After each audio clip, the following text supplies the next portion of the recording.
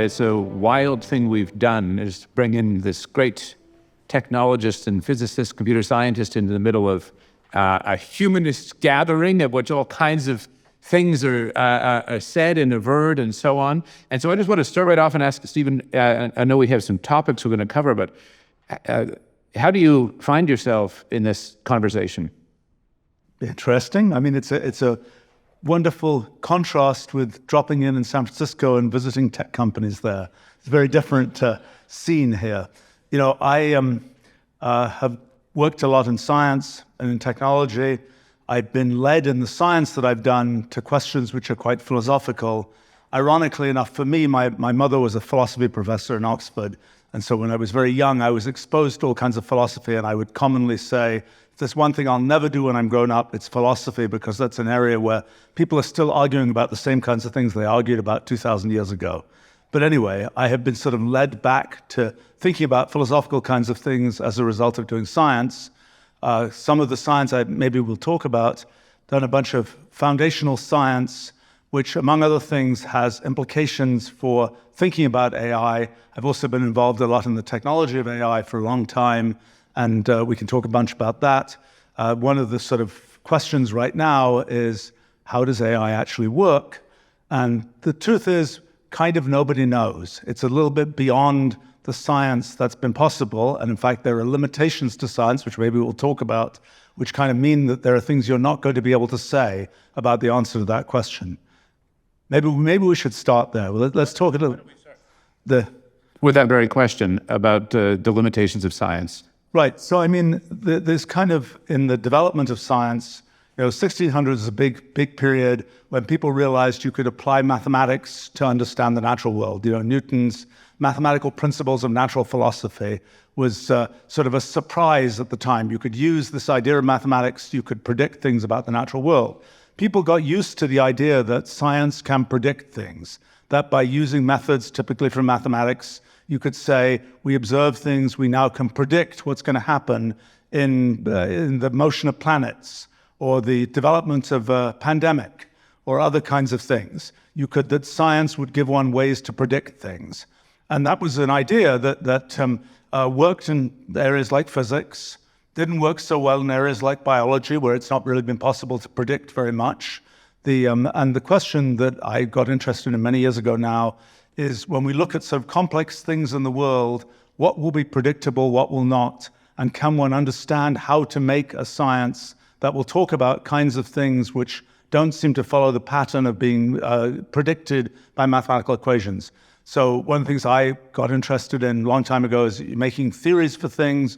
What's the sort of foundation for that theory? And when you make a theory of something, you could imagine that there's some rule that the system, the underlying system uses. It applies that rule. Perhaps it applies it over and over again. That's sort of the essence of the idea of computation, is you're given a rule, you keep applying that rule. So the question then is, when you do that, you might say, well, if I have a sufficiently simple rule, I'll be able to do the traditional science thing of jumping ahead and seeing what all the consequences of that rule are. But then you actually go and do the experiment. I mean, I had the good fortune to live in a sort of time in history when one was first able to do these kinds of experiments. It's kind of like, instead of pointing the telescope out into the heavens and seeing what's out there, you point a kind of computational telescope out into the computational universe and see what's out there. And so I discovered a very surprising thing back in the 1980s, that when you might have thought you have a sufficiently simple rule, you would always have very simple behavior that would result. But it isn't true. And actually, we had maybe one picture that I might be able to show, maybe the first picture that we had picked out, if we're able to show it. That's a convenient, it's my all-time favorite science discovery. So that line of at the bottom is kind of a very simple rule. You can think of it as a simple program that describes how the colors of cells will be determined starting from the top, that one black cell at the top, and going down the page. So that program, that rule at the bottom, says how things should work. That rule is very simple. You might assume that everything that would happen here would be similarly simple, but it is not. Instead, you get this complicated pattern. If you keep going, it will look even more complicated. You see things which, as far as we might immediately describe them, look in some respects completely random. So this phenomenon of simple rule, complicated behavior. This is ubiquitous in the computational universe. It's not what we're used to in the things we typically do, because we do engineering, for example. We, make up a way of building something where we can foresee what it's going to do. But that's not what typically happens. And this is, I think, the basic secret that nature uses to make the kind of complexity that we see throughout the natural world. But it's a very important phenomenon. One of its consequences is if you want to know what's going to happen in this pattern 1 million steps from now, well, one way you can find it out is just follow the rule 1 million times and see what happens. The question is, can you do better than that? And the kind of conceit of science from the 1600s is, yes, you can do better. If you know the rule, that science would say, you should be able to jump ahead, work out a formula for everything that will happen. Turns out that's not possible. Turns out there's a phenomenon I call computational irreducibility that kind of shows you that you have to follow every step. You can't know what's going to happen except by following every step. To something closely related to Gödel's theorem and undecidability, lots of other concepts like that. It's a foundational fact about systems that one can think of as operating according to rules. It has a whole collection of consequences. One immediate sort of philosophical one has to do with free will and kind of the question of, can you know, and this is going to be relevant to AIs as well, can you know what, there's sort of this conflict between determinism and free will. If you think the rules by which something operates, surely it cannot have any kind of freedom in what it does. And certainly when people imagined, AI from the, science fiction movies of the 1960s and so on, the way you could tell it was an AI is that you could predict what it would do. It would follow some simple logic. It would predict, you could therefore predict what it would do. But the point is, even though the thing may follow some very definite rule, the whole point of computational irreducibility is you can't predict what it will do. It is, in a sense, you can't sort of from the outside say what's going to happen. It has to be sort of its internal process that makes it do what it does. But in any case, the one consequence of computational irreducibility is this idea that science will just solve everything. We now realize from within science that there are fundamental limitations on science. So that has consequences. For example, in AI, one of the things one would like to be able to do is to say, let's get our AIs to only do good stuff, never do anything we don't want them to do. Well, computational irreducibility basically says that's never going to work. You have kind of a choice. You can either say, we'll make the AI so constrained that it will do only the things we want it to do, but then it doesn't get to make the use of the sort of full depth of what is computationally possible. We have this choice. It either has to be very limited or it has to have computational irreducibility, which has the consequence that it can always surprise us. And so that's sort of I think it's a fundamental decision. I mean, the last 150 years has been quite unusual in the history of technology for many reasons, but one of them is we understand the technology. We have understood the technology we're using. We have been able to foresee what will happen. I mean, back in the days when people were, using horses to move themselves around, you could figure out how to get the horse to do something, but you didn't imagine that you knew how the horse worked inside.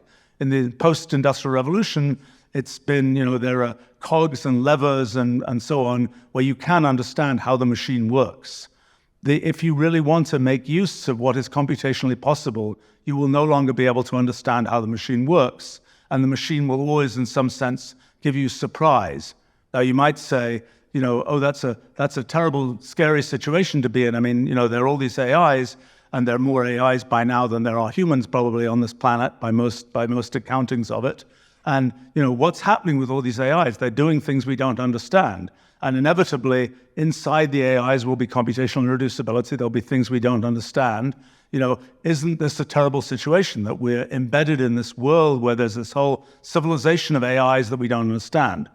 One reason to not be quite as freaked out by that as you might be is we've sort of already been in that situation with the natural world.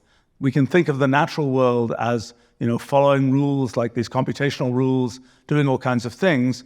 But we are used to the fact that there are things happening in the natural world that that just happen. We don't necessarily care about them. Occasionally there's an intersection between the things that we want to do, for example, with technology and so on, and the things that exist in the natural world. But most of the natural world just goes on and does its thing. I've been monologuing here, so I should. But I think one of the things that perhaps is interesting to chat about is kind of in this picture of kind of computational irreducibility, the mechanics of how the world works, so to speak. One question you might ask is, in science, there hasn't been much of a place for, in the, sort of the progression of, for example, physical science, there hasn't been much of a place for humans in that whole picture.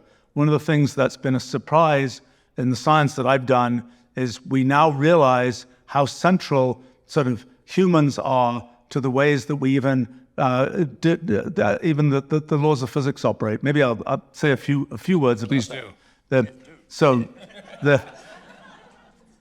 So one of the things I sort of started life when I was a teenager as a physicist, and I sort of alternated between doing technology and doing basic science for ever since then. But one of the things, so when you looked at that little picture I was showing, one feature of that is simple rule, complicated behavior. Okay, obvious question.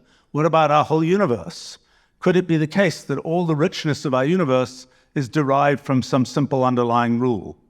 Well, I thought about that for a long time, and I couldn't really see how to make that work. But one of the things that was sort of foundational to that is something that people started talking about in antiquity. I made this claim that you shouldn't be dealing with things that people were still arguing about 2,000 years later. But anyway, back in antiquity, one of the questions was, is the universe discrete or continuous? Do atoms exist, or does everything kind of just flow? And that question wasn't answered for anything until basically the end of the 19th century, when it became clear that, yes, matter is discrete. It's made of discrete atoms and molecules and so on. Later, because pretty soon thereafter, it became clear you could think of light as being made of discrete photons and so on. Beginning of the 20th century, most physicists believed that space was also discrete, but nobody could make that work for sort of technical mathematical reasons. So finally, 100 years later, we did figure out how to make that work, and our picture of sort of what's underneath the universe has now become rather clear, I think. And I think we now sort of understand a lot about sort of the machine code of the universe. And this is the way to think about it, is that what is in the universe? Well, it's a bunch of atoms of space, which the only things you can say about these atoms of space are how they are related to each other. So you can imagine that sort of the universe is made of this giant network of atoms of space. And every feature of the universe, every particle, every black hole, every anything else, is just a consequence of the kind of these connections, these relations between the atoms of space. And then you can understand how time works as sort of a computational process of rewriting the structure of this network. And much like when you look at, for example, a fluid like water or something, underneath there are a bunch of discrete molecules bouncing around, but the aggregate effect of all those discrete molecules bouncing around is that we have sort of the flow of water. So the aggregate effect of all these networks being rewritten is that we have, as it turns out, the Einstein equations, which govern the structure of space-time. So that's sort of a surprising fact that from this discrete picture of space, you can derive kind of the structure of space-time as we know it. Same kind of story turns out to work in quantum mechanics. It's a little bit more elaborate. It involves thinking about many branches of history and how our minds kind of span many branches of history to perceive the world the way that we do. But in any case, the other question that comes up is, okay, so we're going deep in a rabbit hole here. We are about to get to the bottom of the rabbit hole.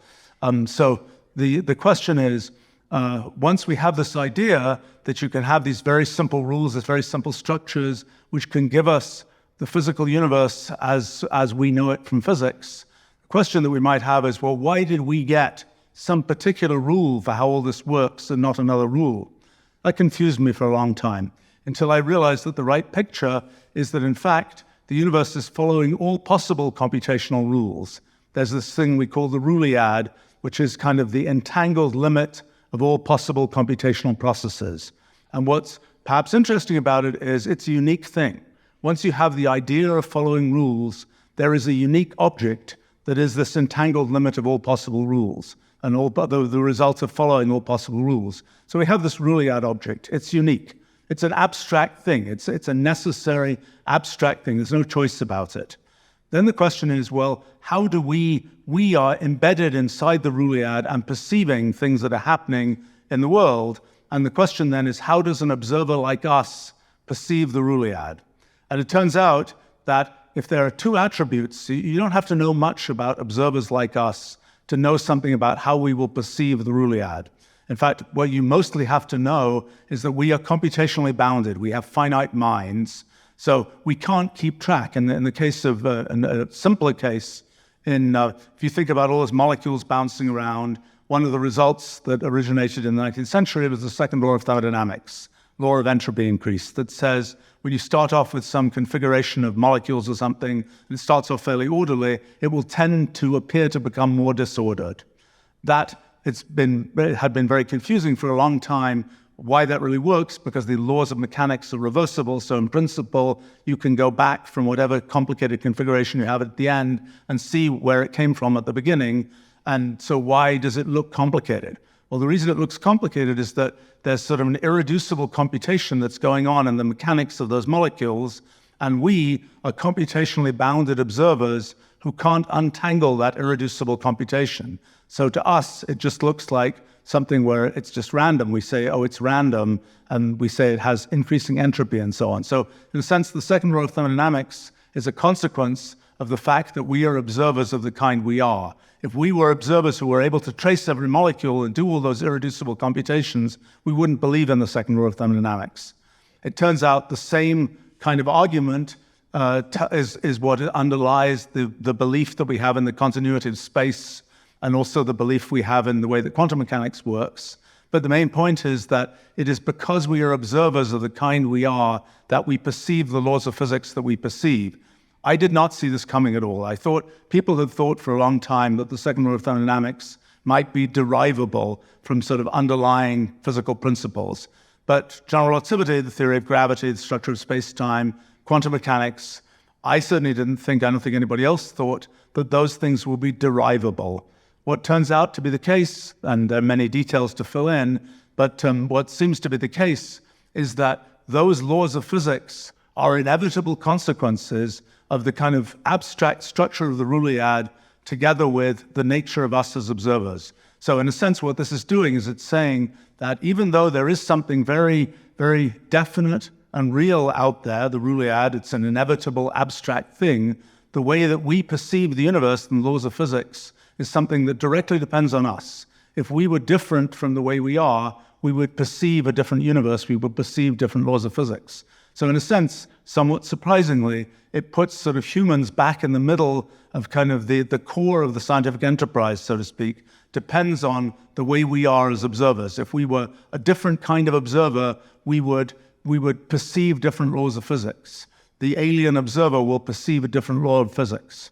But so, I mean, just to bring this back to sort of maybe to AI and so on, I mean, one of the questions, so you can ask a bunch of questions about, how do AIs work and all this kind of thing. When ChatGPT came out, so many people asked me, how does this thing work? And I sat down for a few days and wrote a little, well, it was originally a blog post, it turned into a book that about how ChatGPT works that I thought would have a shelf life of about 2 weeks. But actually, it still seems to be rather popular today, because I think it's the rather unique example of an attempt to explain at a sort of intuitive level what's going on in a large language model. And it's actually the people who built large language models seem to have mostly read that book, and now it's become kind of their explanation of what's going on, even though then the engineering of what they've done is not, they were deep in the engineering of things without much understanding of what the bigger picture is. So one thing to say about LLMs is it was a big surprise. ChatGPT was a big surprise to everybody, including the people who were building it. And the thing that I think we learned is that there is, the thing that ChatGPT was able to do was fluently generate language. And I think the thing that we learned is that language is not really as complicated as we thought it was.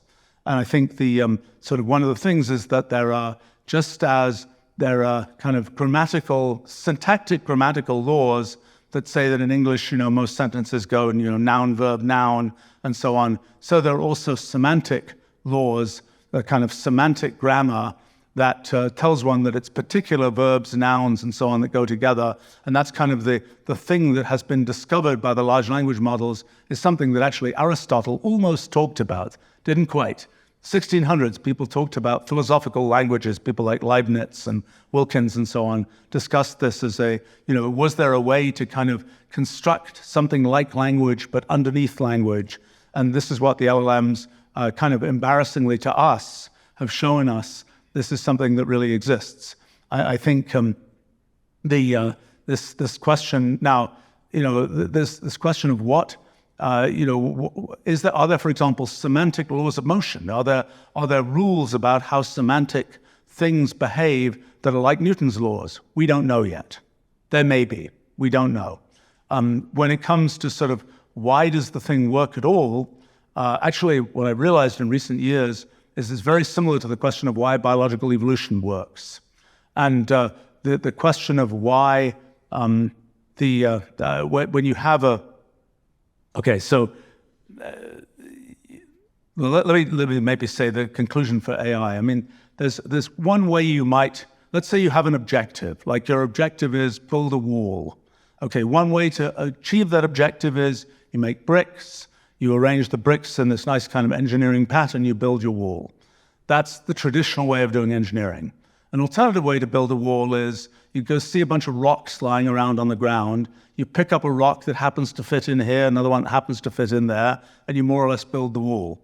That's basically what machine learning and AI is doing. When an AI is trained, it's effectively picking up these lumps of irreducible computation and fitting them together in a way that happens to build up the thing that you're trying to do, a wall, the kinds of activities you're trying to get the AI to do. Very similar to the way biology works. Biology also is using lumps of computational irreducibility to make us out of these things that happen to sort of work. The fact that biological evolution works is a consequence of the fact that the fitness functions, the things that determine whether organisms live or die, are very coarse compared to the underlying capabilities that are in principle possible for the organism. If every organism, as soon as it was born, had to be able to solve a calculus problem or something, few organisms would survive. It's because what you need to do to survive is much coarser than that these blocks of irreducible computation can be fitted together in such a way to make the organism survive. So I think that's the sort of picture to have about AI. Is it's kind of like the stone wall kind of picture. So if you ask the question, why does the AI do that? What is the mechanism? What's the underlying kind of industrial revolution style cogs and levers and gears and so on? The answer is you're not going to find that. You're just going to find this lump of irreducible computation that is not really understandable to us. And that's, which is, by the way, the same kind of thing that you see in a lot of the natural world. Thank you very much, Stephen. I wanted to follow up, and Iain, jump in any time that you like, but I wanted to follow up, and it's been a good amount of talk today about the dangers, the risks to us and our orientation through this developing technology. I'm wondering, given your expertise in how it works, I'm wondering if you would comment on sort of a double-barreled question. On the one hand, what you think it can and cannot in principle do, and on the other hand, what you think the risks or dangers or possibilities are for human beings. Right. I mean, so the question of what can it do? This aspiration of AGI, whatever that might mean, how do we get AI to do things that are the kinds of things we've been proud of doing as humans? I've been involved in sort of the AI world for basically half a century now. And when I started off, there were all kinds of things where people said, well, as soon as computers can do calculus, let's say, we'll know they're intelligent. And every one of these thresholds, I was involved in making some of those happen, we get past that threshold and people say, no, that wasn't, something like true intelligence. That was just a piece of engineering technology, which in some sense it was. And so, the thing that's been surprising in recent times is that some yet more things that we kind of thought would require some special spark that we might have turn out to be, in a sense, achievable by pure engineering, in a sense. One question about why it's an important thing to understand about why do we think large language models, AIs in general, and machine learning, why do we think it works?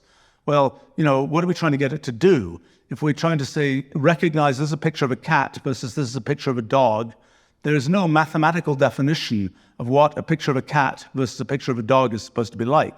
But there's a sense that we humans have of what a picture of a cat versus a dog is like. And the thing that is remarkable and useful to us is that the AIs more or less agree with us about whether that's a picture of a cat or a dog or a cat in a dog suit or whatever else might be the intermediate case. So it's the fact that the AIs kind of agree with the judgments we make. Why does that happen? The fundamental reason that happens, I think, is that the architecture of a neural network used in modern AI is very similar to the architecture of neural networks that are used in our brains. There are distinctions that we make for reasons of the details of how our brains are put together that are not, that are in some sense arbitrary, but that same arbitrariness is used by AIs to make their distinctions. So it's that sort of commonality of architecture that makes us impressed and makes us think that they're doing things like the things we do. Now, in terms of what's actually happened, if you look at, for example, LLMs, everybody was surprised, as I mentioned, that ChatGPT worked. So many people took one data point and extrapolated it to the moon, which is not really the right thing to do, because if you look at the history of machine learning, it's typically been a series of thresholds. I mean, it's kind of like 2011, image identification, 2017, speech to text, 2019, 2022, fluent language generation, these kinds of things. There have been a series of thresholds. There's been, so that was really language prediction. There's been a sort of sub-threshold recently, which is essentially task prediction. So the early language models, basically what they're trying to do is predict the next token. So it's like, if you have a sentence like the cat sat on the, what's the next word? Well, there are a trillion words out there on the web and in books and so on. And those words have been kind of ground up. And there's sort of, in effect, a statistical prediction that can be made that the chances are the next word in the cat sat on the is probably Matt, because that's been seen a lot of times in the way that the LLMs were trained. I mean, as I say, that one of the surprises is that even when there was no training data, if it was the rhinoceros jumped over the whatever, there probably aren't too many occurrences of that in the training data. So then there has to be some extrapolation, some generalization that's done. The surprise is that those generalizations seem very human-like. And they seem very human-like, I think, for the same reasons that the distinction between cats and dogs in images is human-like. The LLM has an architecture similar to ours, and so it makes the same kinds of generalizations that we do, so they seem useful to us. The thing that, the early LLMs, it's all about predicting the next word or predicting the next piece of a word. Now, things have gotten a little bit more sophisticated, and it's more about predicting the next task. So often LLMs are using tools of various kinds, and they're like a lot of technology we build gets used that way. And it's kind of the LLM is going on. It knows about language and so on, but then maybe it needs to actually compute something, or it needs to go actually find out something for some fact about the world. It uses some tool to do that. And what's becoming sort of the most recent technology, a lot of it is about next task prediction. So what's the next thing I should do, rather than just what's the next word I should produce.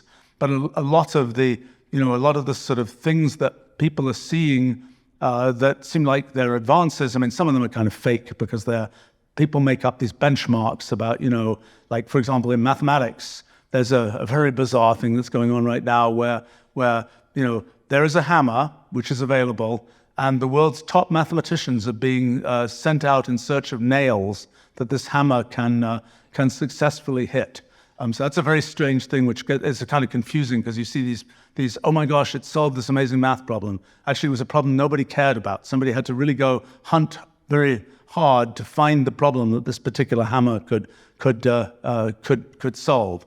That's not to say that AI is not useful for these things. It is, and we can talk about how. But that's some of the kind of the rhetoric, in a year where everybody's hoping that companies will go public and lots of people will buy their stock and so on. It's really good to have benchmarks that sound really cool, and I think that's somewhat distorting the picture of what's actually going on. But I think the thing that the sort of the raw underlying technology of language models, it's not advanced that much. What's advanced a lot is the harnesses around it and kind of the engineering that's done to apply them to this kind of domain or that kind of domain, those kinds of things. and there'll be more of that. There'll be domains, new domains will come online. I mean, the image generation was a surprising domain. The domains related to sort of the physical world are sort of coming online. One that will be a big sort of moment is when humanoid robotics finally takes off. The hardware of humanoid robotics is more or less there now.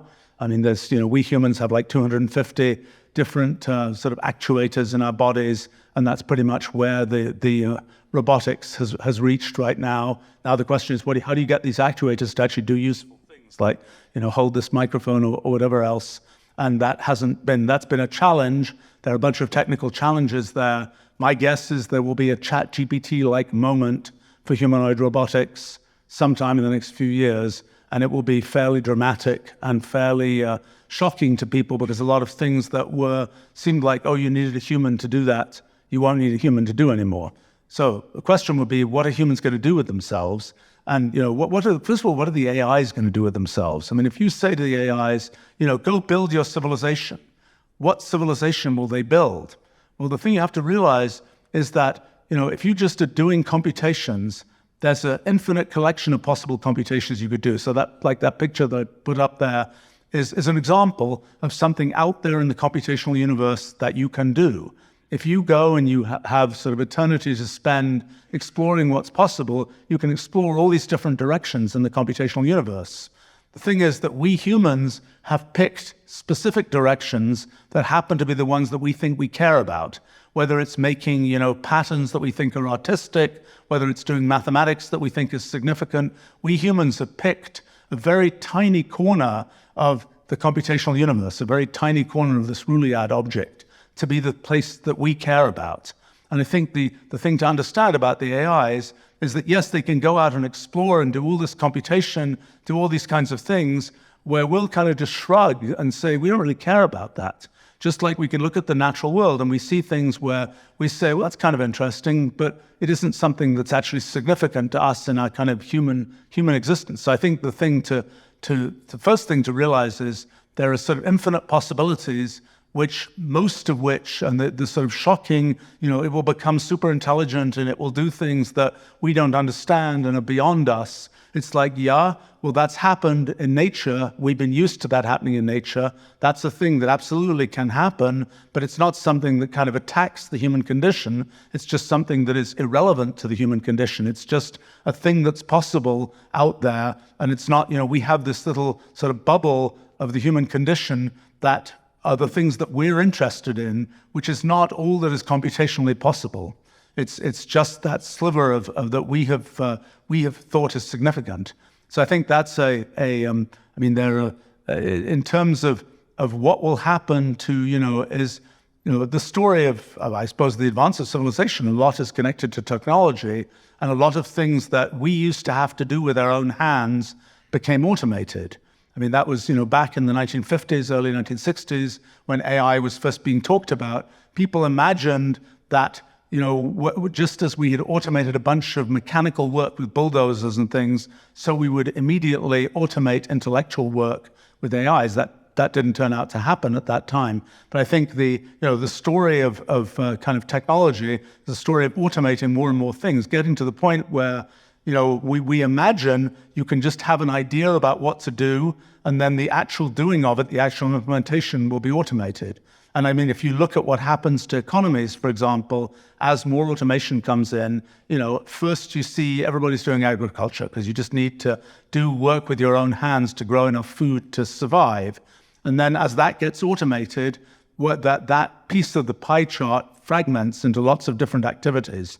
And I think what we can expect is the more that is automated, the more that becomes possible to do, and the more what becomes important is the kind of human choice about what we choose to do. That is, we can make all kinds of different structures and art and whatever else, science, but the thing that is then important for, the thing that there is no ultimate definition. If we just say, go out and do the right math, well, we can prove an infinite number of mathematical theorems, but most of them will not be ones that we consider relevant as humans. And so I think the thing that you kind of realize is that what is significant to us is to pick out those things that we humans think are significant And that becomes a lot of the activity. And in terms of kind of what should people learn how to do, the more they learn about sort of what is conceivable, the more they have the chance to actually pick out what what is worth doing for them. And that's it's kind of an argument for liberal arts education, actually, that, you have to know the whole sort of spectrum to know what is going to be significant to you. So I think, in terms of, there are many practical things about, so the question is it really going to be out of work? The answer is, I think, no. It's just that a bunch of new professions will we were just talking at the lunch, I was mentioning that, there was the profession of prompt engineer, which is still around a bit. But another profession that came into existence about 2 years ago is prompt translator. If you've got prompts that work for one particular AI, and then a new version of that AI comes out, or a new AI product comes out, you have to translate all the prompts. For a little while, that was a new profession. That particular one is not as significant anymore. But there are all these different, opportunities that sort of automation makes possible. I think, as a practical level, the fact that many people can have multiple activities that they do, like you can be, a tech CEO as I am, and you can do basic science, and you can do podcasts and things. The fact that it's possible for somebody to do all those things is a consequence of tons of automation. If it wasn't for all that automation, there's no way I could just sit down in front of my computer, press a button, and be, transmitting a bunch of video to around the world and so on. That would take a lot more effort to do that. It's, the fact that we can do this diversity of things, even as individuals, is a consequence of this level of automation. Thank you. Iain, any questions you'd like to pose before I move back in? Well, I had about 17, but I can't remember now. Sorry. Various threads seem interesting and important. And the one that's most recently come up for me here is the question that is put as choices, but is to do with being guided by values and purposes. And how do we, you made an analogy with the fact that nature does a lot of things neither understood nor required by ourselves. But is that a fair analogy? Is it not possible for an AI system to generate some sort of internally confected direction, purpose? And what values can it possibly understand that would guide it? We are guided by those things, and a lot of them come to us through what I've talked about already, the fact that we are ensouled bodies, and they're not likely to be the same as whatever can be confected by an AI. So I'm just wondering what to think about that in terms of where we're likely to go. I'm quite worried about directions that it will go in. Look, there are a whole lot of other things that I once had in my mind, but I've lost them now. Sorry, so on this question about purpose, one thing to understand, a fundamental thing in science is a phenomenon occurs. The ball follows its parabolic trajectory. Did it do that because of mechanism, because it had a law of motion that said at every moment the ball will move in this way? Or did it do that to achieve a purpose of minimizing the action, for example? That's a sort of physical principle. You can describe almost anything, both in terms of its mechanism and in terms of its purpose. So that's always a confusing thing, that the AI does what it does, and you can always say, is there an explanation of what it's doing can we attribute a purpose to it? Is there a way of saying it did what it did because it was trying to achieve a purpose, or did it just do what it did because its mechanism caused it to do those things? But in terms of, so often in explanations, for example, in biology, there's, the sort of Darwinian idea is explain biology by purpose. Say the thing is that shape because it had to have a long neck in order to reach this thing in the tree, rather than it has a long neck because this particular growth factor was such that, the bones extended or whatever else. So one question that you can ask the question, can you tell, is that when should you ascribe a purpose to something? When is it just a mechanism? Because I think it's very confusing when you start saying, can AI develop a purpose? Purpose is merely one of the ways of describing what happens. The trouble is that it seems confusing because of the mindset that you're describing from the inside. Of course, there are many answers to the question, why did something happen? As you say, you can go down to the molecular level, or you can talk about the need to find things to eat on the top of a tree, all these things. There are many different ways of answering that question. And so I'm trying to get beyond the idea of a mechanism. And from a mechanistic point of view, that can't be done. So it's quite right to say, well, it's an incoherent idea. But for a human being, it is not an incoherent idea at all, because we do react to the world in certain ways that we have promptings to shape.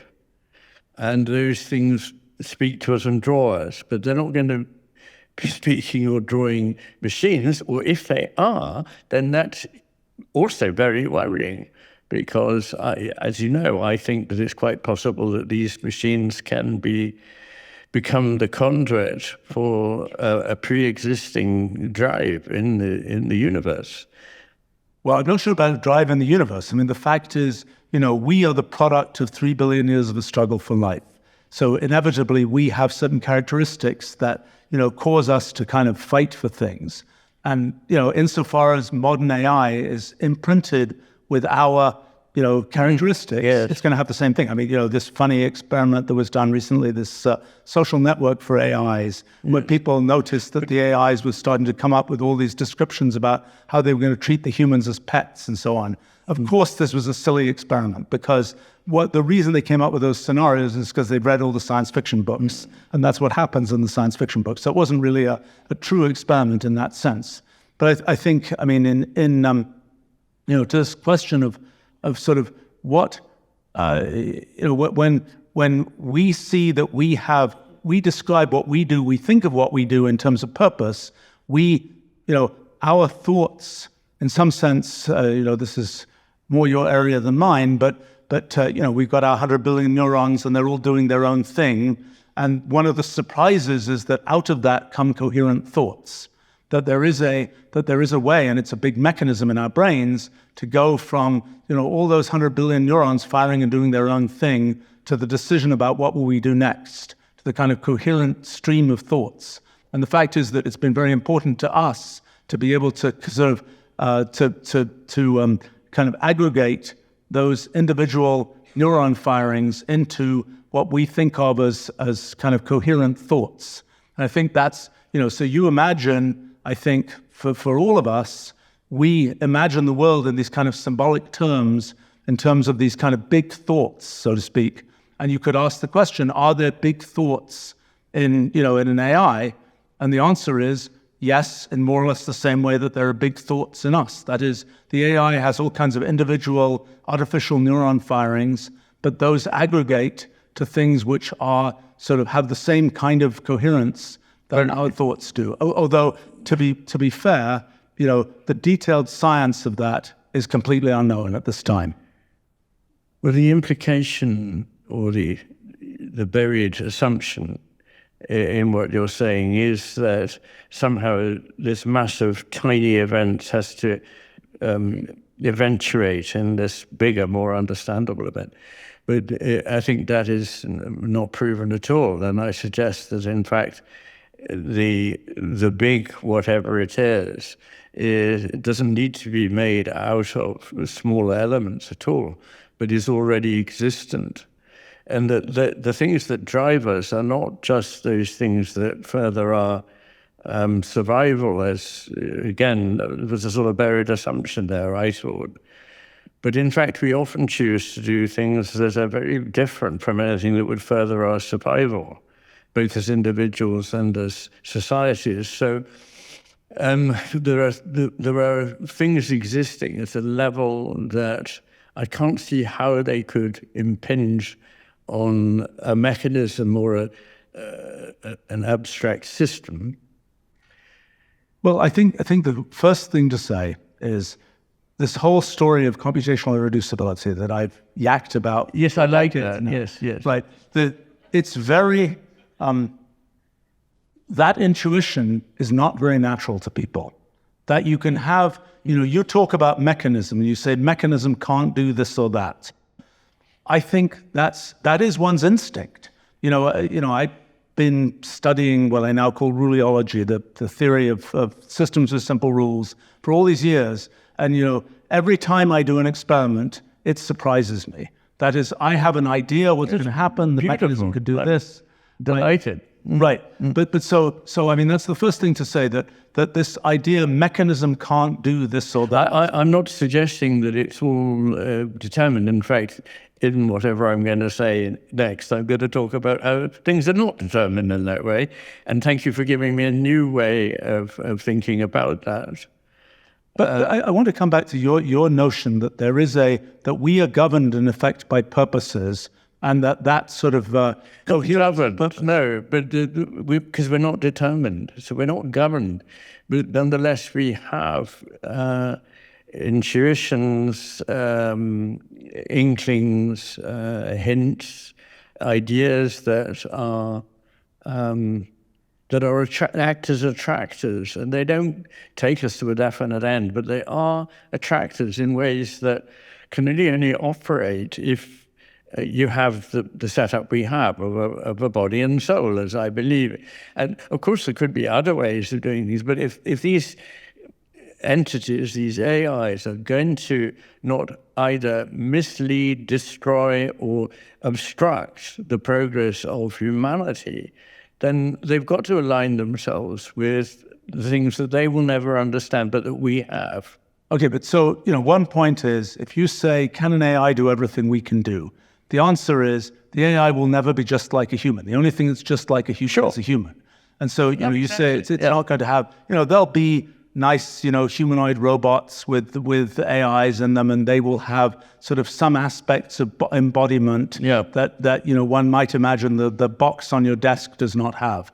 But so I think this question of I think what's more important about sort of the human condition is that's the bubble of things that we care about. There is much that is computationally possible that the AIs can potentially access, computation can access, and so on. But we live in this particular bubble, and that's the part that's important to us. And we can say, our bubble is defined by us. If you say, and this is a mistake that people have made in the application of science. People say, now we know science, we will get rid of the things that are part of the human bubble, and we'll just make things scientific. We'll make, the buildings that have, the nice boxes and so on, and that because that's what science tells us, and that's sort of a mistake. And I thought it was a very good point you made, that the science that we know is the science that we can know. Yes. That, in other words, we and whatever it is exists apart from one another are influencing one another. We're mirroring, in a sense, one another. So the idea that we can step outside that and know things seems, at any rate, to be something that can't be done. But I believe it is possible because of the nature of human imagination, effectively. Imagination is not just trying lots of other possible ways. As I was saying this morning, I was quoting scientists saying it can't be like that.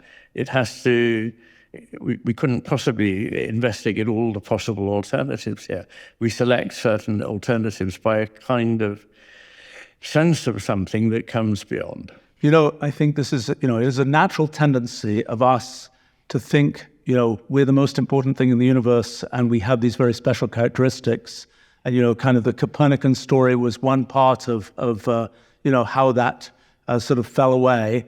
And now we have other places where we are seeing that we're not special. But what we eventually realize is that the only thing that's important about us is our specialness, in a sense. In other words, this picture, of the Ruliad and all this kind of thing is saying there is an everything out there, but that everything is, in a sense, very bland.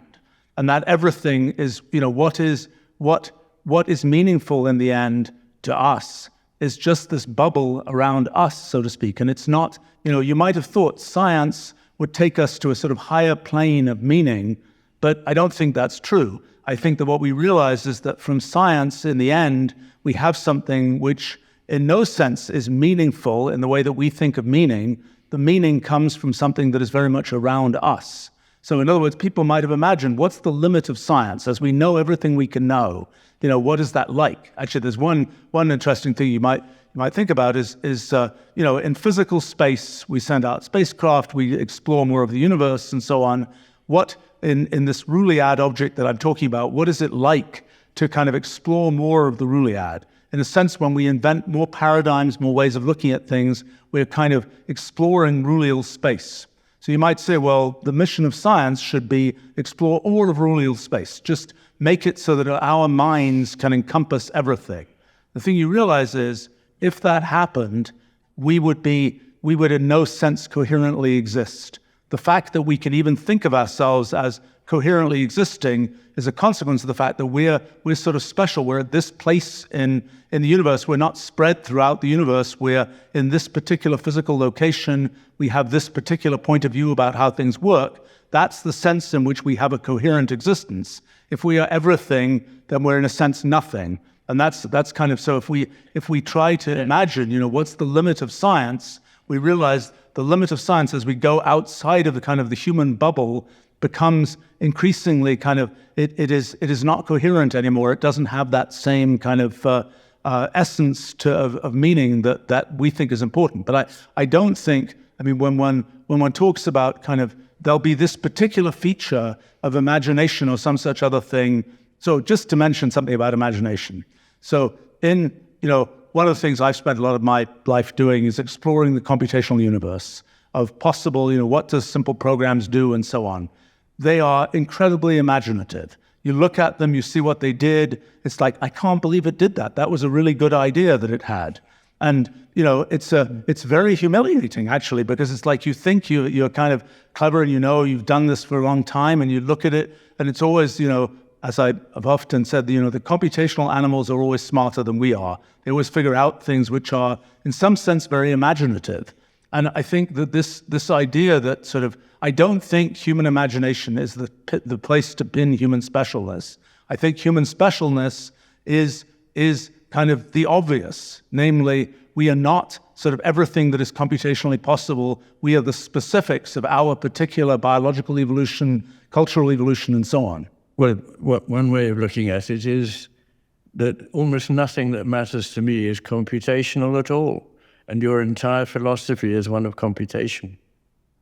Well, so that's an interesting claim. I think... Well, is love a computation? Is justice a computation? Is beauty a computation? I don't think so. Are relationships computational? No. So those are descriptions. We're talking about mechanism versus purpose and so on. Computation is... Well, we could be talking about a lot of things, and I was just at the moment talking about computation. Right, but just there are a whole lot of other things I'd love to talk to you about. Okay, but just on this point, I think it's an interesting point. First point is that the word computation is kind of in some ways a misleading one, because really what I'm talking about is there are definite underlying rules. And, the physical world seems to operate according to definite underlying rules. The outcome might be love or justice or something like this. But they're not outcomes. They're not outcomes of something. There are descriptions. Something considered lower. Well, they are primary. So well, that's a way of describing them. They are operating within the physical world. So in that sense, they are outcomes of the operation of the physical world. But it comes back to, they might look like that to a machine, but they don't feel like that to a human being. They don't feel like that because there is this conflict between mechanism and purpose. In other words, to you, there is a large-scale description that has to do with justice or love or something like this. And, that is built from the atoms of the universe, so to speak, and builds up to that thing which you describe it that way. I don't agree. We needed a much, much longer conversation. But I think it's a good conversation. Well, keep going. Well, first of all, I think that there are certain ontological primitives, and one of them is consciousness. I don't think it emerges out of something else. And I think this is a fundamental difference between your philosophy and anything I can relate to, which is that although you may not state it explicitly, you see things as built up from these origins, whereas I don't see that. I think there are origins that are some of the great things that are there right from the start. So, for example, it would take me longer than we've got, but I did 2 days in Oxford just last week on values being not things that we invent for evolutionary purposes or anything else, but that pre-exist us, are not invented but discovered by us, or not discovered as the case may be. And that they are part of the nature of the foundation of the cosmos, that we call the ground of being, or we call God, or whatever we like. But this is just a wholly different way of looking at what we're talking about here. It's a different perspective altogether. Yes, but I do think that the thing to understand is that, for example, in this sort of description by mechanism, description by purpose, these are two different ends that you can start from. So, for example, I could describe the whole story of the Rouliad and so on, starting from our inner perception, our kind of, let me talk only about our inner perception and build up this whole picture of the outside world from discussing inner perception. For me, it's more convenient because maybe of my kind of, scientific background or something, it's easier for me to think in terms of building up from mechanism than it is to think in terms of building down from things like values, purpose, and so on. I think that in the end, these are actually equivalent descriptions. You can end up with quite equivalent descriptions. I mean, I think this, for me, building things based on little rules that I can run in a computer and so on is a much more solid foundation. It's much more difficult for me to go from sort of the philosophical arguments about consciousness, even though one might end in the same place, even though one might start by building up one's view of the universe in terms of what is perceived and so on. But there has been this convenient last 300 years of development of kind of this sort of formalistic way of doing science that is a useful crutch, at least for people like me, to think about things in terms of. And it's much easier to think that I know what I'm talking about when I can kind of run a program and see it does what it does, so to speak, rather than having to kind of you're having to reason about things, which is a fine activity. I mean, that's the way natural philosophy was before the 1600s. The only way you could deal with things is to reason about them. And I think that's a perfectly valid thing to do. It is, I'm taking a shortcut by leveraging kind of these kind of structured things that you can build up. I don't think that the conclusions are necessarily any different. Now, on that note, I always say that the great conversations are always unfinished. This one is certainly unfinished. There will be a chance to engage with some of those here just as we come to an end. I want to have just 1 minute, if I may, Stephen. I want to ask you one last question. You said the last time you addressed our students at Ralston College, you thought we were at a historic moment for the humanities and for philosophy, not just in the last 25 or 50 years, but you said in the whole history of human endeavor. Why is that? Well, I mean, it's, at a practical level, people thought, you should learn how to program and you should learn all these technical kinds of things, and that it was, to be a specialist was the most important thing. It's kind of been realized in recent years it's just not true. And, instead of, people saying, educate more programmers, it's more educate more philosophers, because what has become important, I think, and, this whole question about, what we still as humans get to do is to choose what to do, so to speak. And for that, sort of a breadth of knowledge is important. Now, it's a kind of an amazing thing to me that a bunch of science that we've been involved in has now sort of collided with philosophical questions, that a lot of things that were questions that existed before the modern period of science have come back to be things we can now talk about in a serious way.